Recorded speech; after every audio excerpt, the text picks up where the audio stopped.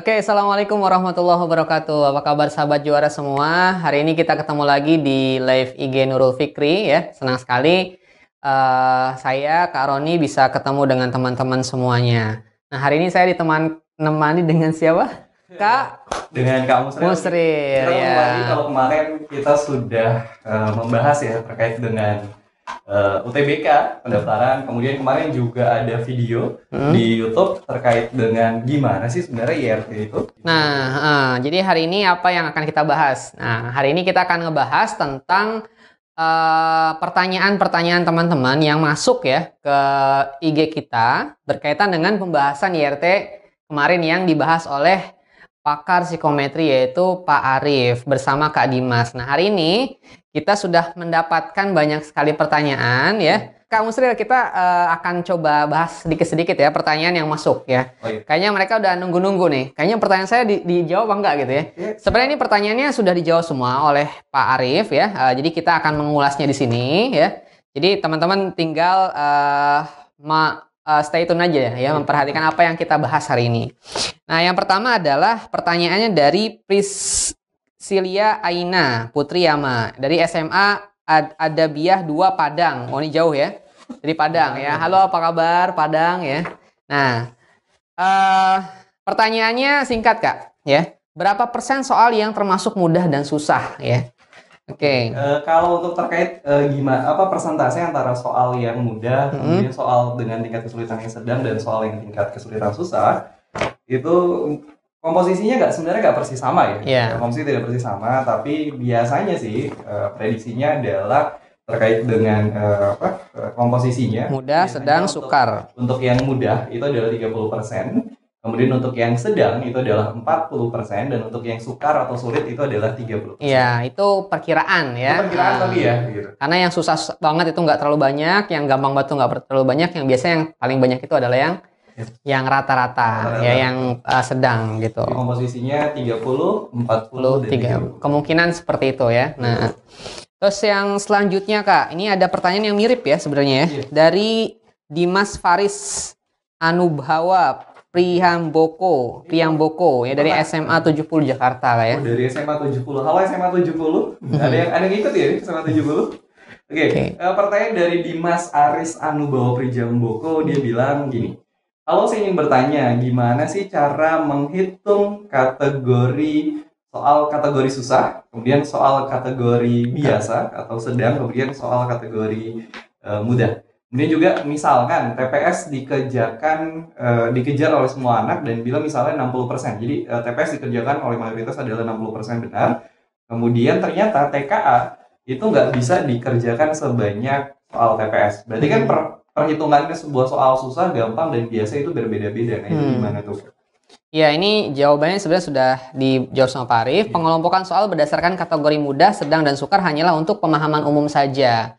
Jadi sukar, sedang, dan mudah itu pemahaman umum saja. Aslinya bobot soal itu dinilai dari angka 0 sampai dengan 1. Jadi range-nya yang paling mudah itu yang tidak diisi ya atau kosong itu 0, yang paling sulit itu adalah 1.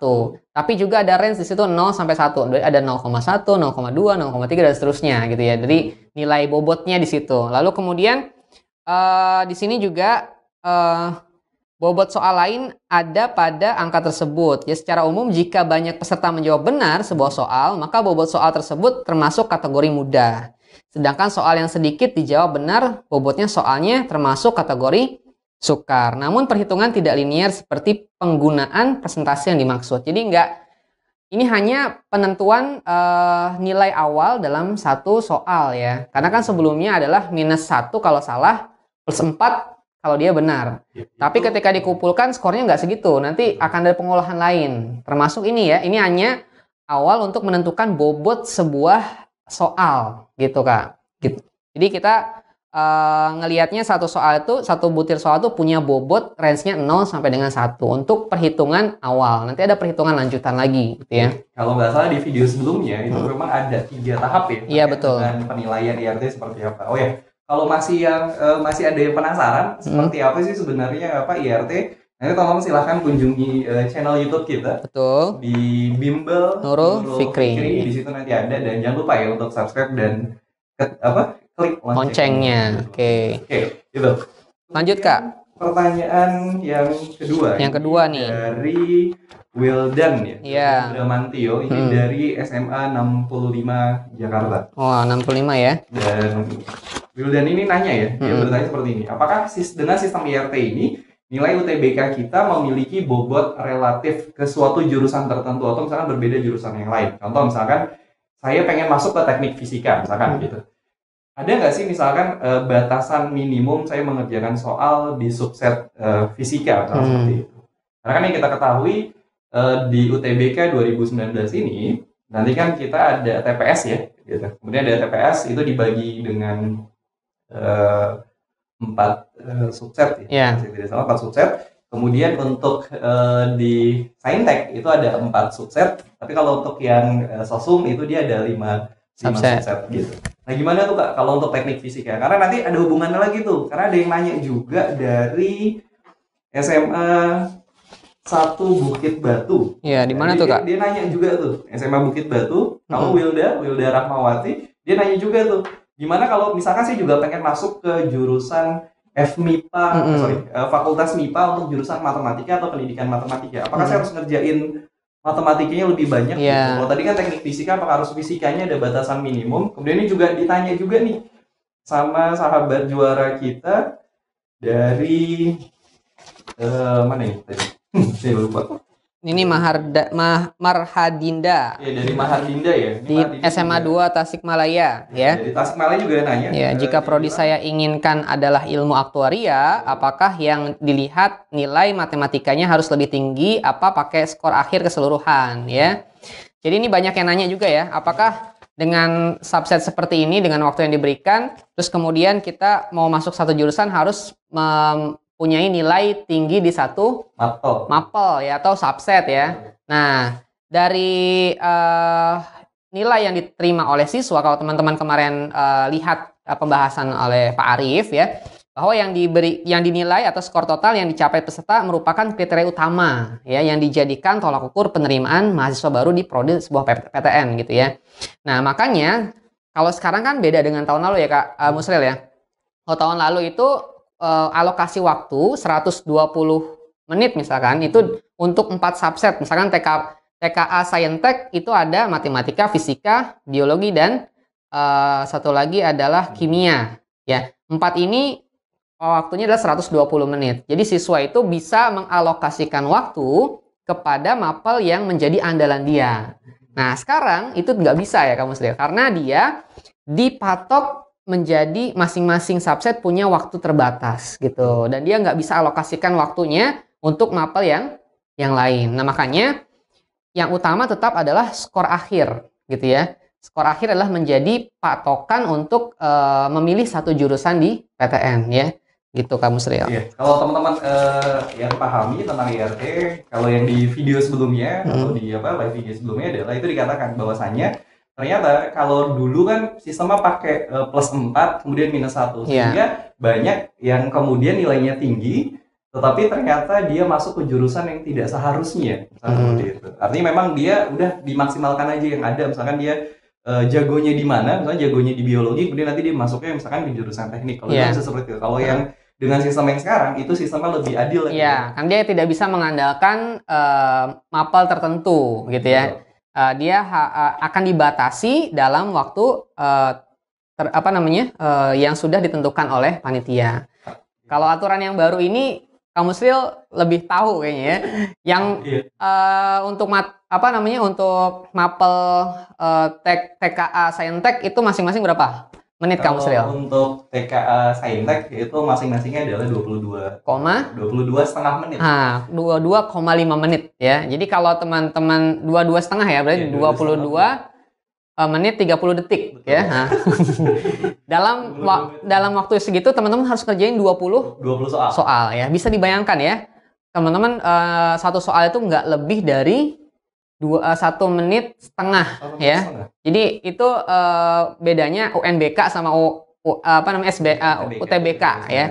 SBMPTN. Kenapa? Karena UTBK SBMPTN adalah mencari orang yang terbaik. Karena ini seleksi bukan evaluasi. Jadi mengerjakan soal dalam waktu yang sangat sempit dengan tingkat kesulitan yang juga tentunya sangat variatif ya dibandingkan UNBK gitu ya. Jadi penilaian dengan IRT ini itu kan menghalangi peserta untuk mendapatkan skor tinggi dengan mengandalkan soal-soal yang dia kuasai. Iya, betul. Karena dengan IRT terus tadi juga masing-masing subset dibikin waktu, itu kan kelihatan tuh kira-kira di subset mana sih yang benar-benar itu jadi kemampuan terbaik dia atau yang justru menjadi kelemahan dia. Walaupun tidak ada istilah minimum benar ya untuk setiap subset. Karena nanti yang akan dilihat adalah lolosnya seorang siswa itu yang pertama dilihat adalah terkait dengan skor total yang nantinya dia dapat. Maka tips terbaiknya adalah kerjakan semua. Kerjakan yang mulai dari yang dia mampu ya, yang dia bisa ya kan, sebanyak-banyaknya benar. Dan kalau itu benar semua, maka itu akan membuat nanti skor total dia itu kemudian akan menjadi tinggi. Iya, betul. Dan nantinya dari skor total tersebut itu juga akan dilihat dengan kuota prodi. Jadi kuota prodinya itu akan dilihat dan nantinya itu kan di ranking ya. Iya, betul. Itu yang kemudian ada pada penerimaan PTN di tahun 2019 ini. Nah, ini selanjutnya Kak, pertanyaan dari siapa lagi Kak? Siapa ya? Pertanyaannya banyak banget nih ya. Oh ini nih, ada dari Diska ya, Diska Santika Dewi. Diska Santika. Dari SMK Negeri 1 Kebumen. Wow, jauh ya. Dari apa? Oh, ini SMK ya? SMK.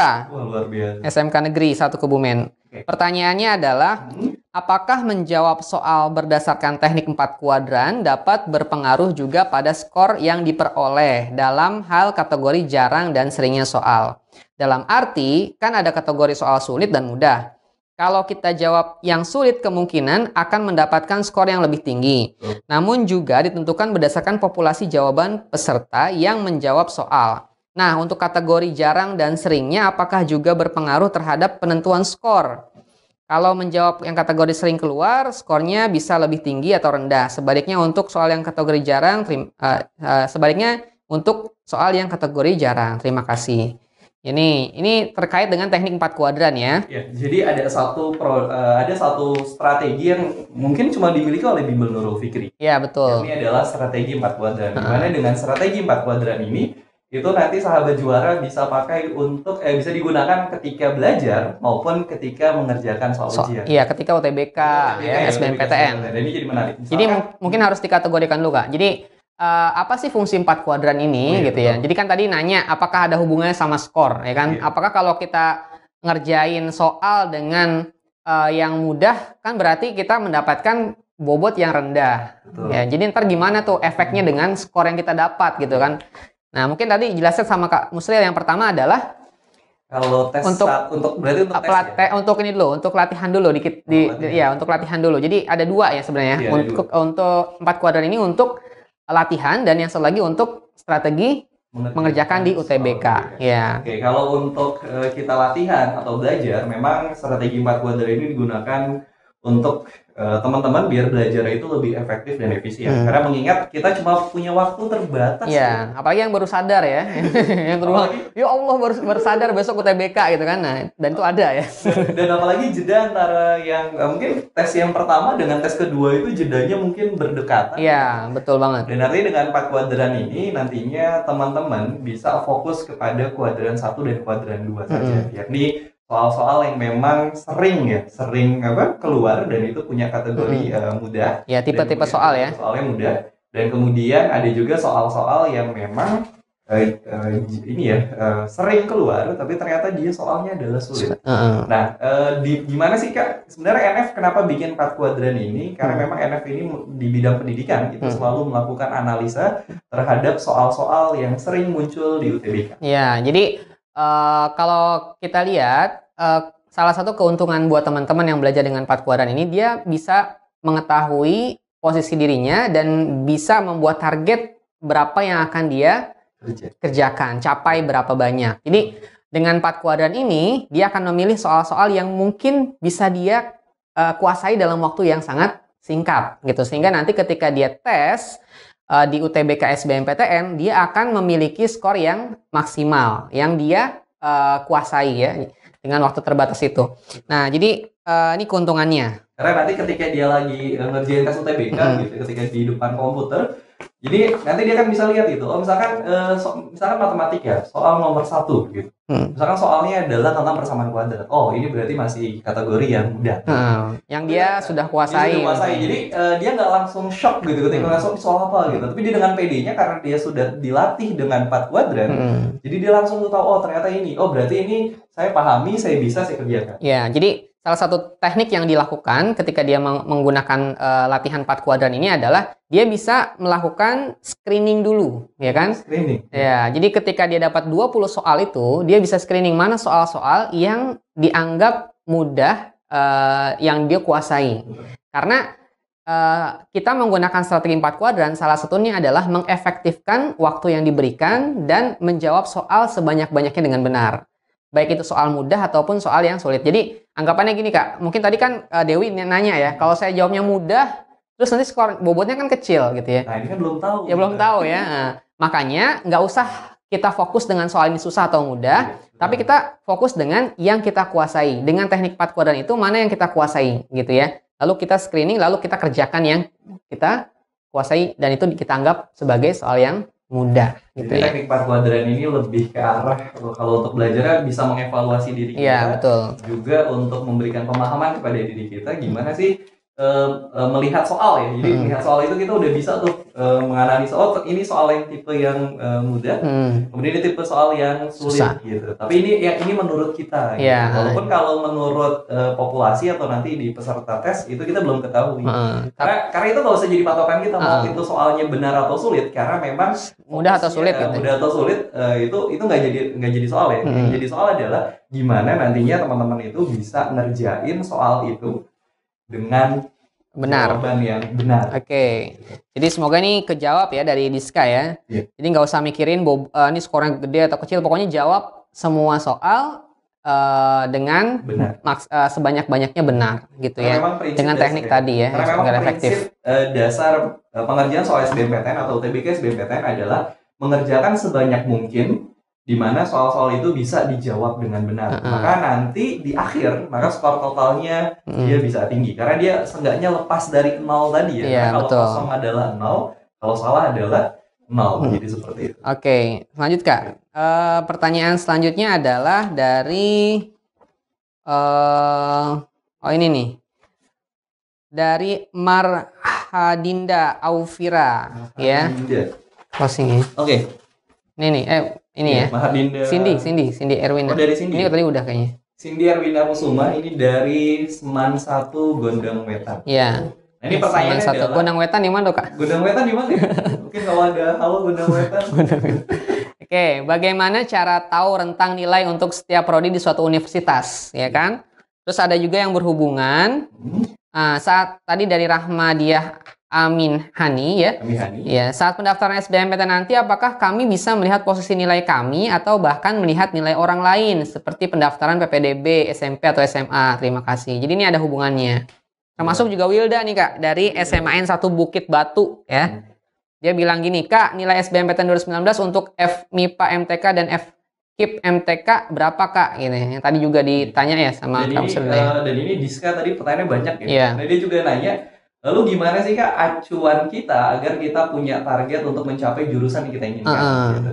Apakah, nah itu gimana tuh acuannya? Misalkan saya targetnya pengen masuk ke, tadi tuh kalau pertanyaannya si Wilda dia bilang saya pengen masuk ke MTK, jurusan matematika. Itu kira-kira gimana tuh caranya? Iya, yang pertama kita jawab dulu nih tentang apakah panitia itu nanti akan memunculkan skor kita ya, seperti PPDB. Tahu posisinya ada di mana ya? Di klasemen atas, tengah atau bawah gitu ya. Nah, jadi kalau di SBMPTN kemungkinan tidak akan ada, ya kan? Kenapa? Karena banyak sekali ya, dan panitia pun dalam tanda kutip hanya memberikan nilai kepada peserta ya, individu tersebut. Jadi dia nggak bisa ngelihat nilai orang lain gitu ya. Karena kalau kita lihat perjalanan dari tahun ke tahun itu panitia tidak pernah mempublish nilai semuanya gitu, semua peserta dalam satu tabel itu semuanya enggak gitu. Karena kalau tahun lalu cuma lulus diterima, dan tahun ini memang kita bisa tahu ya nilai kita itu berapa. Oke, betul. Nah, terus kemudian bagaimana cara tahu rentang untuk setiap prodi suatu universitas Kak gitu. Nah, di NF sendiri kita punya salah satu alat namanya adalah MBPJ, Iya. gitu ya. MBPJ ini adalah singkatan dari matriks bantu pemilihan jurusan. Iya, dan kemarin juga sempat diulas sedikit ya tentang MBPJ ini. Betul. MBPJ ini gini, salah satunya adalah ketika kita mau memilih satu jurusan, kira-kira jurusan apa yang sesuai dengan nilai yang kita miliki, gitu ya. Pasti kita nggak tahu kan, dari panitia tidak mempublish, lalu kemudian bagaimana cara kita tahu? Salah satunya adalah di NF kita bisa bantu dengan MBPJ ini, gitu Kak. Lalu kemudian kita bisa tahu mana jurusan dan universitas yang favorit dengan nilai berapa yang diperkirakan, dan ini bukan passing grade ya Kak ya. Karena passing grade itu adalah nilai batas minimal. Kalau MBPJ adalah matriks yang bentuknya adalah interval. Kita bisa memilih jurusan sesuai dengan kemampuan kita dengan pesaing yang kira-kira juga sama dengan kita, sehingga peluangnya bisa lebih besar. Karena kalau passing grade itu, sebenarnya kalau di PTN ada passing grade nggak sih Kak? Kalau di PTN sebenarnya tidak ada passing grade, karena kalau passing grade itu kan dia sifatnya tetap ya. Jadi dia nggak bisa tuh, misalkan kalau kayak masuk SMA kan udah di situ-situ aja. Gitu. Iya. Tetapi kalau untuk masuk ke PTN, itu ada beberapa jurusan, misalnya kalau kita tahu, misalnya kalau kayak FKUI, itu karena dia favorit, berarti kan dia mungkin rentangnya adalah masuk rentang yang tinggi. Tapi untuk beberapa jurusan yang mungkin dia nggak masuk yang terlalu atas, yang dia tengah, maka itu bisa fluktuatif ya. Artinya suatu saat kalau kemudian peminatnya banyak dan ternyata nilainya tinggi-tinggi, maka bisa jadi dia tiba-tiba langsung jadi tinggi. Atau misalkan ada sebuah jurusan yang baru, bisa jadi yang minat atau yang mendaftar banyak, tetapi nanti bisa jadi ternyata yang mendaftar itu nilai nggak terlalu tinggi. Maka nanti di akhir skor totalnya bisa jadi dia nggak terlalu tinggi. Makanya MBPJ ini dia dibuat dalam bentuk interval, di mana nanti dari interval tersebut, nanti teman bisa lihat tuh saya sebenarnya ada di interval yang mana sih. Terkait dengan rentang nilai yang sesungguhnya dalam setiap prodi itu baru akan diketahui setelah proses seleksinya selesai. Iya, betul. Dan tapi nggak usah khawatir teman-teman, artinya NF itu punya MBPJ yang digunakan untuk membuat prediksi nilai prodi PTN berdasarkan skor UTBK. Dan ini sudah terbukti ya, bahkan di tahun 2018 yang lalu, bahkan ketika dipakai sistem IRT yang baru, NF itu sudah meluluskan berapa siswa untuk masuk ke PTN? 2 kali lipat dari tahun sebelumnya. Bahkan kita bisa naik 2 kali lipat. Itu yang kemudian membuat MBPJ ini jadi menarik. Iya, jadi satu-satunya NF yang punya, gitu ya. Satu-satunya NF yang punya MBPJ ini.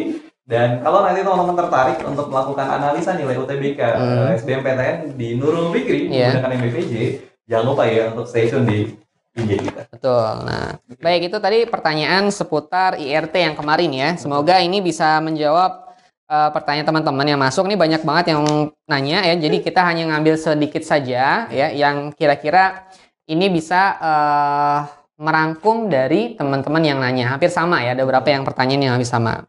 Oke. Selanjutnya Kak, informasi terbaru dari SBMPTN. Informasi terbarunya adalah kemarin di Instagramnya dari Sekre SBMPTN itu bilang teman-teman nanti silakan login ulang lagi ya. Nanti login ulang lagi. Nanti setelah login ulang itu nanti di sana ada tata tertib peserta yang nanti teman-teman bisa download di akun. Betul. Jadi teman-teman masing-masing. Teman-teman akan dapatkan tata tertib peserta UTBK ya. Biasakan untuk membaca ya supaya teman-teman nggak salah dan jangan diusir sama panitia ketika masuk ke tempat tes UTBK ya. Dari informasi hoax sih. Biasanya banyak nih informasi hoax yang kemudian tidak bisa dipertanggungjawabkan. Betul. Artinya dengan tata tertib ini nanti teman-teman bisa tahu ya. Misalkan apakah datang nggak boleh pakai baju putih? Iya, betul. Nah, jadi kalau kita bacakan sedikit Kak, ini ada 3 tata tertib ya. Yang pertama itu adalah sebelum ujian dimulai. Ya, ini pertama harus tahu ruang ujiannya sama lokasinya. Terus yang penting nih, peserta harus membawa kartu tanda peserta, lalu kemudian fotokopi ijazah SMA atau SMK atau yang semisalnya, atau yang sederajat, dan sudah dilegalisir atau surat keterangan sedang kelas 12 dari kepala sekolah. Ini banyak ditanya nih Kak sebelumnya nih ya. Dan juga dibumbui dengan paspor berwarna terbaru dan bersangkutan dan dibumbui oleh cap sekolah gitu. Ini sebagai salah satu syarat ya bagi kelas 12 ya. Lalu peserta dilarang menggunakan kaos oblong. Nah, ini ingat ya, dilarang pakai kaos oblong. Iya. Nah, ini sering jadi pertanyaan nih. Datang ke tempat ujian pakai kaos oblong ya? Boleh apa enggak gitu ya? Di sini dilarang ya, ingat ya. Jadi tidak boleh menggunakan kaos oblong. Perintahnya jelas dilarang. Terus peserta harus bersepatu ya, harus pakai sepatu ya. Nah, terus kemudian datang paling lambat 30 menit sebelum ujian, ya. Dan keterlambatan dengan alasan apapun lebih dari 30 menit sejak waktu tes dimulai, peserta tidak boleh mengikuti ujian. Ya, kalau Nah, di ini penting ya. kita berarti mulainya Jam 7.30 ya. 30, artinya berarti lewat jam 30 menit dari itu, maka teman-teman sudah tidak boleh mengikuti. Artinya kalau yang gelombang 1, ya akhirnya sudah ini ya. Berarti ya hangus gitu. Masih ada gelombang kedua. Masih ada gelombang kedua. Semoga tidak mengulangi kesalahan yang sama ya. Makanya harus atur waktu menuju tempat terutama teman-teman yang ikutin tes di lokasi yang jauh, ya kan. Nah, disarankan untuk menginap saja atau cari penginapan atau bisa juga ke lokasi NF terdekat gitu. Bisa ada NF yang bisa dijadikan sebagai tempat singgah dulu. Lalu kemudian peserta tidak diperbolehkan bawa daftar logaritma, segala jenis kalkulator, kertas, buku maupun catatan lain, alat komunikasi seperti telepon seluler, jam tangan atau arloji, ya, kamera, modem dan sebagainya. Dan memang biasanya dari tahun-tahun jam itu selalu dibuka ya dan disimpan ya, karena alasannya mungkin takutnya itu pakai smartwatch misalkan. Maka biasanya di ruangan tes, kalau kita karena ini pakai komputer, artinya nanti di komputernya ada jam dan nanti ada alokasi waktu. Jadi teman-teman gak usah khawatir tuh, ini berapa menit lagi, jadi seperti itu. Oke, terus kemudian di sini ada lagi peserta akan digeledah jika dianggap ada sesuatu yang hal yang mencurigakan ya. Nah, terus peserta juga harus duduk di tempat yang sudah ditentukan, tidak dibolehkan menempati tempat duduk lain. Peserta meletakkan kartu peserta tanda ujian dengan foto menghadap ke atas. Peserta yang kehilangan kartu tanda ujian peserta segera melaporkan kepada pengawas ujian, ya. Dan melakukan latihan UTBK sesuai waktu yang disediakan untuk meyakinkan bahwa aplikasi sudah bisa digunakan. Itu tata tertib sebelum ujian dimulai, gitu Kak ya. Nah, mungkin ada ujian yang berlangsung nih Kak. Bisa di apa aja itu Kak? Nah, kalau selama ujian berlangsung itu adalah nanti teman-teman harus membaca dengan seksama petunjuk mengerjakan ujiannya, karena pasti ada petunjuk ya. Dan kemudian nanti memasukkan nomor peserta dan PIN setelah memilih pilihan menu mulai ujian. Dan nanti PIN ujian akan diberikan atau diinformasikan kepada peserta oleh pengawas ujian sesaat sebelum ujian dimulai. Jadi ketika tadi kan di awal itu uji coba dulu ya, ngetes ya, ini kira-kira aplikasinya bisa jalan atau tidak. Baru nanti kemudian teman-teman nanti akan memasukkan PIN yang diberikan oleh panitia. Baru nanti ketika PIN-nya sudah dimasukkan, maka teman-teman nanti akan mengecek kesesuaian identitas yang tampil di layar perangkat. Jangan-jangan nanti saya salah komputer gitu. Atau salah apa? Bukan salah komputer, ini salah data. Ini orangnya saya atau bukan? Gitu.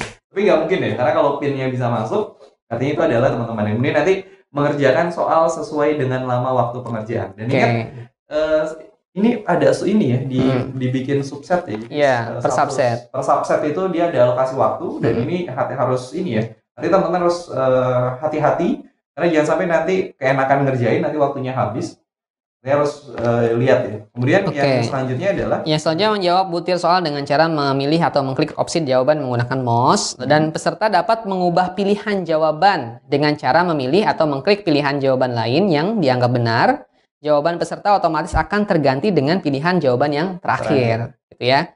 Dan ini penting nih, peserta dapat mengidentifikasi kelengkapan jawaban pada daftar soal di sisi kiri layar monitor. Soal yang belum dijawab ditandai dengan bulatan warna merah. Ini berarti mirip kayak UNBK kemarin ya, UNBK ya. Dan soal-soal yang belum dikerjakan ditandai dengan bulatan warna hijau. Jadi kita bisa melakukan screening ya dari setiap subset yang kita kerjakan. Lalu kemudian selama ujian berlangsung peserta dilarang pertama menanyakan jawaban soal kepada siapapun ya, bekerja sama atau berkomunikasi, berbicara dengan peserta lain, memberi atau menerima bantuan dalam menjawab soal ujian ya. Lalu memperlihatkan pekerjaan jawaban sendiri kepada peserta lain ya, nggak boleh membantu ya, walaupun teman-teman di sekeliling kita itu menderita ya. Lalu meninggalkan ruang ujian selama ujian berlangsung kecuali seizin pengawas dan mengganti atau digantikan oleh orang lain ya, nggak ada pemain cadangan ya. Lalu yang terakhir, aplikasi UTBK akan berhenti secara otomatis ketika waktu tes berakhir dan peserta otomatis dianggap sudah logout. Gitu. Jadi harus dicek ya, itu kira-kira sudah dijawab semua atau belum. Kemudian masih ada yang nanti kan dengan adanya screening tadi itu kita bisa lihat tuh yang mana yang belum diisi. Betul. Gitu, jadi ketika waktu sudah habis, otomatis dia logout gitu ya. Dan ini yang terakhir nih Kak, setelah ujian selesai, memastikan kembali identitas dan jawaban yang telah diisikan sebelum klik tombol selesai ujian. Gitu ya. Ternyata ini banyak kesalahan juga yang terjadi bukan karena dia tidak mampu menjawab soal, tapi karena identitasnya yang salah ya. Harus diklik ya, ini jangan sampai lupa ya, itu lupa diklik tiba-tiba. Ya, peserta tidak diperbolehkan meneruskan pekerjaan serta tetap duduk di tempat pada saat bel tanda waktu ujian berakhir.